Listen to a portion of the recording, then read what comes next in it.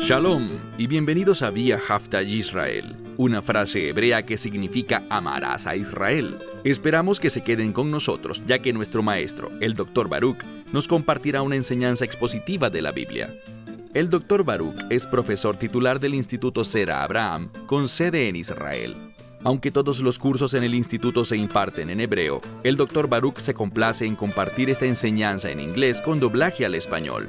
Para más información, visítenos en amarasaisrael.org o descargue nuestra aplicación móvil Mi Estudio Bíblico. Aquí está Baruch y la lección de hoy.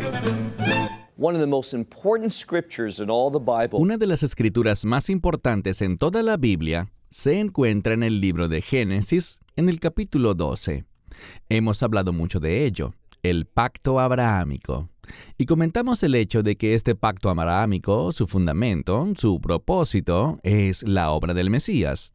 Y el resultado de la obra del Mesías es que todas las familias de la tierra puedan ser bendecidas.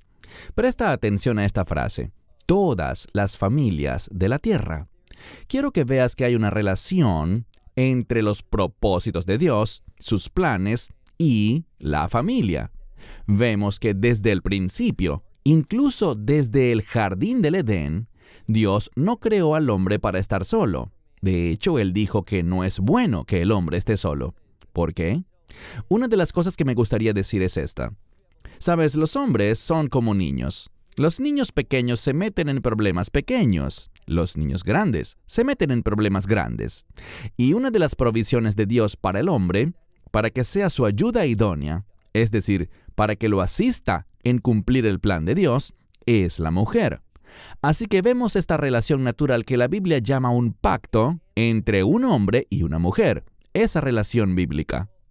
Eso es exactamente lo que Pablo está diciendo en Efesios 5. Si el cuerpo de creyentes quiere crecer, madurar y ser el pueblo que Dios quiere que sea, esa verdad, la verdad del Evangelio, la verdadera espiritualidad, tiene que tocar también a toda la familia. Eso es de lo que comenzamos a hablar la semana pasada, así que una vez más toma tu Biblia y ve conmigo al libro de Efesios, capítulo 5, y nos acercamos al final de ese capítulo. Pablo comenzó a hablar de sumisión, y en realidad él ha venido hablando por varios pasajes acerca de la sumisión, del llamado que tiene todo creyente a someterse al señorío del Mesías Yeshua, someterse a la verdad de la Escritura, someterse al liderazgo del Espíritu Santo. La sumisión es un principio clave. Cuando vemos esta relación entre un hombre y una mujer, encontramos que Dios, en su providencia, y realmente no es sabio argumentar o discutir con Dios, lo que Él dice es lo correcto. En nuestra humanidad muchas veces no podemos entender el plan de Dios, pero eventualmente lo haremos. Por eso es mucho mejor, incluso si no percibimos, si no entendemos, puede no parecernos algo correcto o racional.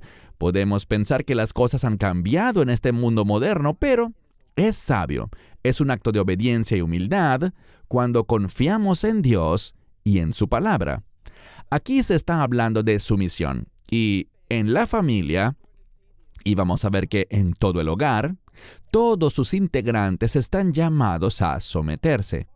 Hemos hablado de que la esposa es llamada a someterse a su marido bajo su liderazgo espiritual, es decir, bajo el rol que él ha recibido del Señor mismo. Y queremos continuar en esa misma línea, hablando del hecho de que Dios ha llamado al hombre a preocuparse, a que su responsabilidad principal en el hogar sea la condición espiritual de su esposa. Aprendimos que Él va a presentar, y piensa en esto, no es solo que Él irá delante de Dios, porque no estamos hablando de salvación aquí, estamos hablando de una familia creyente, una familia que ha sido redimida por la gracia de Dios, que ha recibido el Evangelio. Así que no estamos hablando de dónde van a pasar la eternidad, si van a estar con Dios o no. Todo eso ya fue decidido. De lo que estamos hablando es de un juicio de recompensas, es decir, la evaluación de Dios, y si está complacido con un individuo o no lo está. Y una de las cosas que estudiamos la semana pasada, muy brevemente, es que vimos que ese hombre, todo esposo, va a tener que presentar a su esposa ante el Señor. Y va a querer hacer lo que leímos. Él va a querer que esa esposa, porque la esposa es un reflejo de él. ¿Cómo sabemos eso? Bueno, ¿acaso Dios en su providencia no creó a la mujer del hombre? Así que hay una relación inherente entre la mujer y la propia carne del hombre. Y Pablo utiliza esa imagen. Así que lo que encontramos es esto. El hombre es llamado a presentar a su esposa, presentar su condición espiritual delante del Señor. Sus recompensas, su realidad, si ese hombre está a la altura ante los estándares de Dios o no, eso va a reflejarse en la espiritualidad de su esposa. Así que por eso es tan sabio para el marido hacer dos cosas.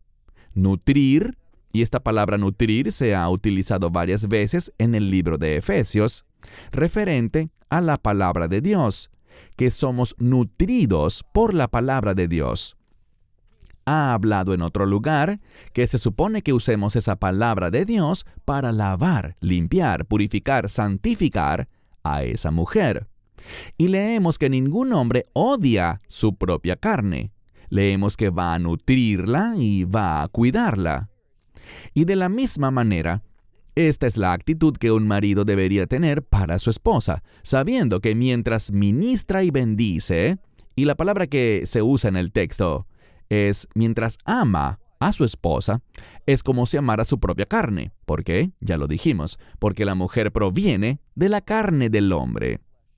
Así que el hombre, para lograr tener una mujer, tuvo que dar.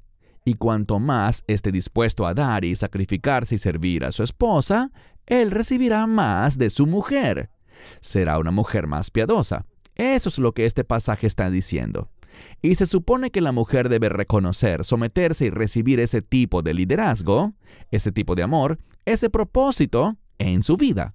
Así que leemos. Continuemos donde quedamos la semana pasada. Dice en el verso 30, porque somos miembros de su cuerpo. Él está hablando de sumisión, y lo que quiere que entendamos, y está hablando colectivamente a hombres y mujeres, a esposos y esposas. Lo que dice es que somos parte del cuerpo de ¿quién? De su cuerpo. Eso significa que Él está en control. Y si Dios, en su providencia, en su sabiduría y su propósito para traer un pueblo de reino, si Él ha dicho, este es el orden que quiero, entonces deberíamos ser lo suficientemente sabios y lo suficientemente humildes, y ¿recuerdan esa palabra? No deberíamos estar peleando ni quejándonos, dudando o intentando hacer lo que pensamos que es correcto ante nuestros ojos. Verso 30. Aquí está la razón. Porque somos parte de su cuerpo. Avancemos al verso 31. Hemos hablado del hecho de que en el Nuevo Testamento no encontramos a los autores escribiendo mucho por su cuenta. Por supuesto, ellos fueron inspirados por el Espíritu Santo. Pero sin embargo, ellos no dan mucha revelación nueva sin que comiencen a hablar y citar pasajes del Antiguo Testamento, la Biblia hebrea. Eso es exactamente lo que Pablo hace en este verso. Verso 31. Usa una palabra griega que muestra esto como una tipología. Es un ejemplo de esto. Verso 31. Dice, y por esta razón, el hombre dejará a su padre y a su madre, y se juntará a su esposa. Y este juntarse nos habla de unidad. Dios ha dado y colocado dentro de la naturaleza del hombre el deseo de unirse a su esposa. Y esa palabra juntarse implica unión, es decir, poner una cosa al lado de la otra. Veremos de qué habla en este mismo pasaje. Dice, y así también los dos serán una sola carne. Quiero darte un ejemplo. Sabemos que han venido psiquiatras, psicólogos y otros profesionales de diferentes disciplinas, y todos han señalado que existen diferencias entre hombres y mujeres. Sin embargo, hoy en día hay una presión para hablar de sus similitudes, llegando a proponer que realmente no hay diferencias entre hombres y mujeres. Bueno, eso no es lo que vemos bíblicamente y no es lo que vemos científicamente. Son diferentes y piensan diferente. Y eso está bien. ¿Por qué? Porque es en esta manera diferente y única de ver la vida que uno complementa al otro. Les daré un ejemplo. Por supuesto, estamos hablando del hombre dejando a su padre y madre y uniéndose a su esposa. Bueno, esta palabra tiene que ver con querer ser uno con esa persona. Pero el ejemplo que les daré es de cómo las mujeres por naturaleza se vuelven a su esposo o al varón en momentos de dificultad.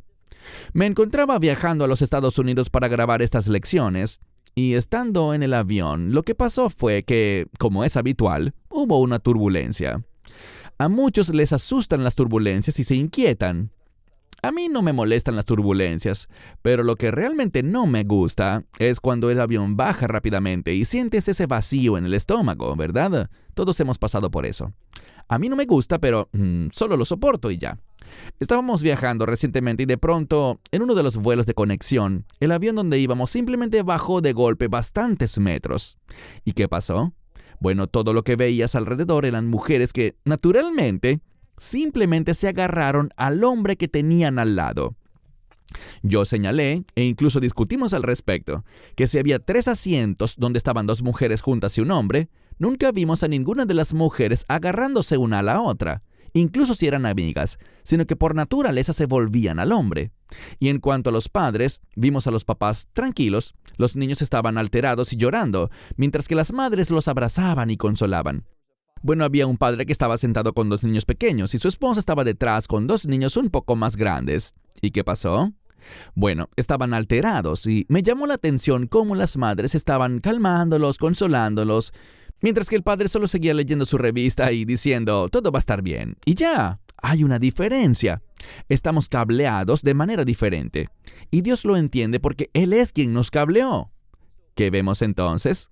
Bueno, que por naturaleza el hombre va a querer partir y levantar su propio hogar. Él dejará a su padre y a su madre, buscando esa independencia. Pero para lograrlo, necesita esa ayuda que Dios ha provisto, y por eso va a unirse a su esposa. Y dice, los 2 se convertirán en una sola carne. Pablo está usando todas estas ilustraciones para que cuando entendamos la vida y veamos cómo hombres y mujeres están naturalmente cableados y funcionan, él está usando eso como una ilustración para la iglesia. ¿Por qué lo digo? Verso 32. Este es un gran misterio. Y fíjense que Pablo no está hablando principalmente acerca de hombres y mujeres en el matrimonio, sino que leemos, pero digo esto concerniente al Mesías y para la iglesia, para aquellos que han sido llamados a salir. Así que vemos una y otra vez en este pasaje que lo que realmente está tratando de decirnos es, como seguidores del Mesías, cómo tenemos que someternos, porque así como hay un orden en el hogar, un orden que se produce al someternos unos a otros, también hay un orden en la familia de Dios, en el pueblo del reino, en su pueblo. Así que es un misterio. ¿Y por qué usa ese término? Bueno, porque tal vez no entendamos todas las cosas que Dios nos está mandando a hacer, pero cuando lo obedecemos, eso producirá exactamente lo que Él prometió que haría. Verso 33.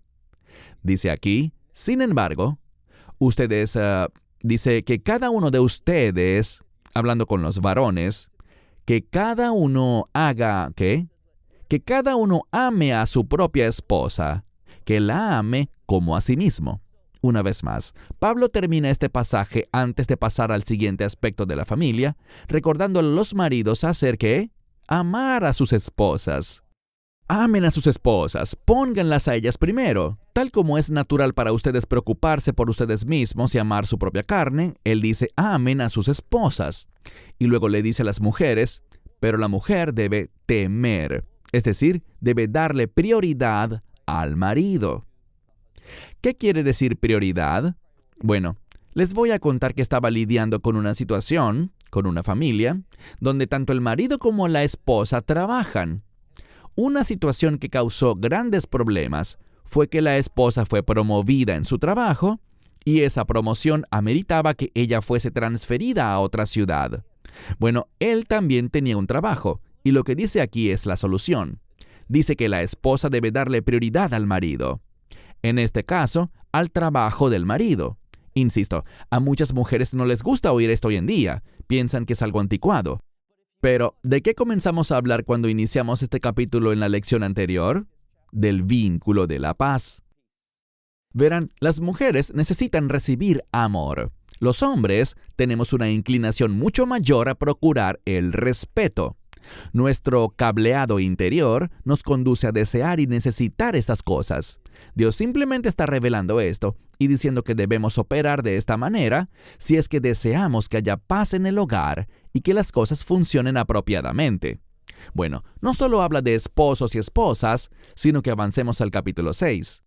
En el capítulo 6 veremos que si hay un matrimonio, a menudo el resultado de ese matrimonio serán los hijos. Verso 1. Dice, hijos, y es una palabra que tu Biblia traducirá como obedezcan, y está bien, pero literalmente es una palabra que significa escuchar con el prefijo bajo. ¿Qué significa eso? Significa escuchar bajo autoridad, y por eso se traduce obedecer. Así que leemos, hijos, obedezcan a sus padres, y algunos manuscritos añaden en el Señor. Quiero decir simplemente que este es el mismo principio que vimos con las esposas en relación a sus maridos, esta idea de sumisión y obediencia. Ahora, la razón por la que algunos agregan la frase en el Señor es porque los manuscritos tempranos querían que la gente entendiera el significado de esto. ¿Significa que un hijo siempre tiene que hacer exactamente lo que los padres le digan? Bueno, les daré un ejemplo. Conocí a una joven, que ya no es tan joven, y ella estaba enamorada de un hombre piadoso que le propuso matrimonio. Este joven era un discípulo del Mesías Yeshua, es decir, era alguien que vivía realmente su fe. Era un varón de Dios, que quería levantar una familia piadosa y que creía con todo su corazón que Dios lo estaba llamando a casarse con esa mujer. Esa mujer había llegado a la fe mientras estaba en la universidad y conoció a este varón en una actividad ministerial dentro del campus. Por tanto, ella quiso ir a casa y anunciar a su familia que se iba a casar con él a fin de que sus padres se alegraran y los bendijeran. Pero como el padre era hostil a todo lo que tuviera que ver con Dios, a todo lo que fuese verdad espiritual, le dijo, yo no te voy a dar mi bendición para casarte con este tipo. Nunca estaré de acuerdo con que te cases con una persona que se haga llamar discípulo de Yeshua. Eso no es lo que quiero para ti. Me parece una debilidad y me parece una tontería. ¿Qué hizo ella? Obedeció a su padre. Y hasta el presente, esta mujer tiene la misma edad que yo, 51, y sigue estando soltera. ¿Por qué pasó eso? Porque se sometió a su padre con la mejor de las intenciones, pero sin aplicar la verdad bíblica adecuadamente. Aquí dice, en el Señor. Esa es la implicación, ya sea que tu Biblia lo muestre o no. Es igual a donde dice, esposas, sométanse a sus maridos en el Señor, para propósitos piadosos, bajo la autoridad de la Escritura. Si un padre le dice a un hijo que haga algo que está fuera de la Biblia, o sea, si le dice, tienes que hacer esto, pero esto es pecado, un hijo tiene todo el derecho dentro de la voluntad de Dios para respetuosamente, muy importante, para respetuosamente decirle que no. Debemos entender esto muy bien. Yo trabajo con un ministerio que atiende casos en el mundo entero, y es increíble lo que algunos padres, especialmente los papás, le piden a sus hijas que hagan para producir dinero y contribuir con los ingresos del hogar. Cosas que ni puedo mencionar. Es simplemente increíble que un padre le diga a su hija o empuje a su hija a hacer tales atrocidades. Pero esa es la realidad del mundo. Así que siempre debemos someternos primero y principal a la verdad de la Escritura. Bueno, avancemos. Verso 1. Hijos, escuchen u obedezcan a sus padres en el Señor, porque esto es lo correcto. Y nos da un ejemplo una vez más. Honra a tu padre y a tu madre, que es el primer mandamiento con promesa. Ahora, ¿por qué dice esto de mandamiento con promesa? ¿Y de qué promesa habla? Bueno, lo veremos en un momento. Pero quiero que noten algo muy importante. Él viene hablando primero y principal en este pasaje del cuerpo de creyentes. Dice, les comparto este gran misterio, que es la iglesia, el cuerpo del Mesías. ¿Cómo quiere Él que sea este pueblo, su pueblo redimido? Y al abordar esta pregunta y su respuesta, todo tiene que ver con la familia. Si la familia no se está sometiendo, si la familia no está creciendo y madurando en el Señor, si no se están comportando de acuerdo con la Escritura, entonces el resto del cuerpo no será iniciado en las promesas del pacto. No estaremos creciendo y madurando, ni estaremos reflejando la gloria de Dios.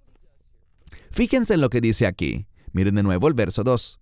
Él cita la Escritura y dice, honra a tu padre y a tu madre, que es el primer mandamiento ¿con qué? Con promesa.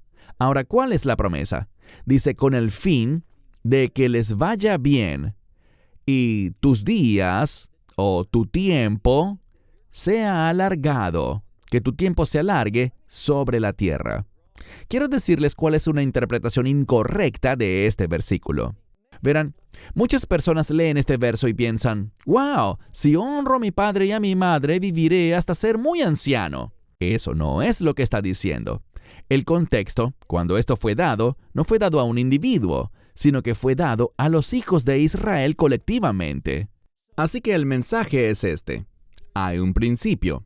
Cuando la familia está ordenada apropiadamente, cuando los padres enseñan a los hijos y los hijos se someten y obedecen, cuando la rectitud es la norma dentro de la nación de Israel, ¿qué dice allí? Que les irá bien. La mayoría de los comentaristas entienden esto como tener paz con sus enemigos. ¿Por qué razón? Bueno, ¿cuál es la siguiente parte de ello? Que vuestros días, literalmente dice que habrá un alargamiento de su tiempo en la tierra. No está hablando del tiempo de vida de cada individuo, sino de la presencia de la nación de Israel sobre la tierra prometida. Es decir, si la familia abraza la verdad espiritual, si esto va filtrándose del padre y la madre a los hijos, y los hijos aprenden obediencia y disciplina, la admonición del Señor, lo que está diciendo es que a toda la nación le irá bien. Al pueblo de Israel le irá bien. Y no se irán de allí.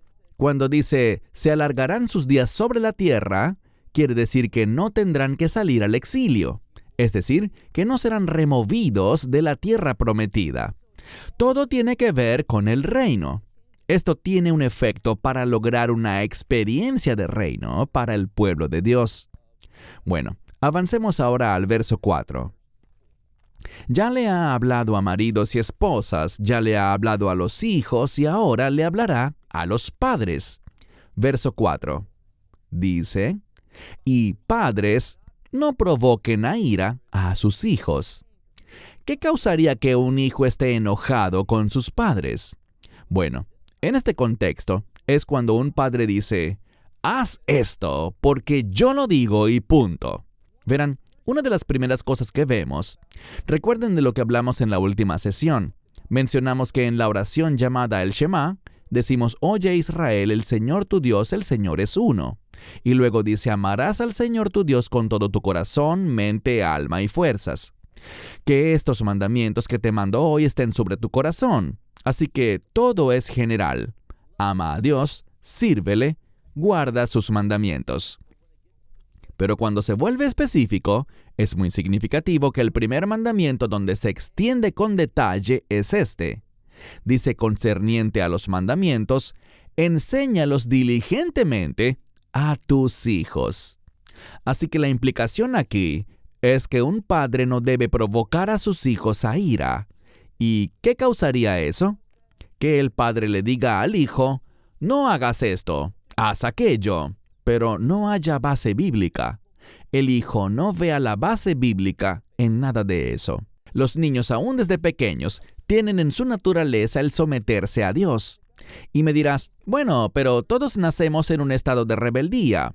Es verdad, pero los niños tienden por naturaleza a creer en Dios. ¿Por qué será?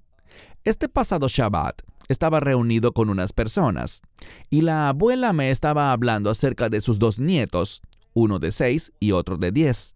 Los padres de estos niños no son creyentes. De hecho, ellos ni siquiera creen que Dios exista. Ella oyó a sus dos nietos hablando de Dios, de la importancia de orar. Ellos recitan el Shema cada noche. Hablan de que Dios nos ve y creen que Dios los ama. ¿Cómo saben todo eso? Dios pone esa semilla del Espíritu, esa revelación de que Él existe, dentro de cada niño. Es esa conciencia de la que hemos hablado, la semilla del Espíritu de la que los primeros creyentes hablaron y revelaron y que se relata en la Escritura. Lo que quiero que veas es que los niños deben ser discipulados. No les digas, tienes que hacerlo porque sí y punto. Entiende que los niños deben saber que están sirviendo a Dios al obedecerte a ti, porque es un principio bíblico. Así que dice, padres, no provoquen a ira a sus hijos, sino que en cambio hagan ¿qué? Edúquenlos. O literalmente dice, guárdenlos o adviértanles, como quieran traducirlo. Tal vez una mejor palabra sería nutrir o hacerlos crecer, en el entrenamiento y la admonición del Señor.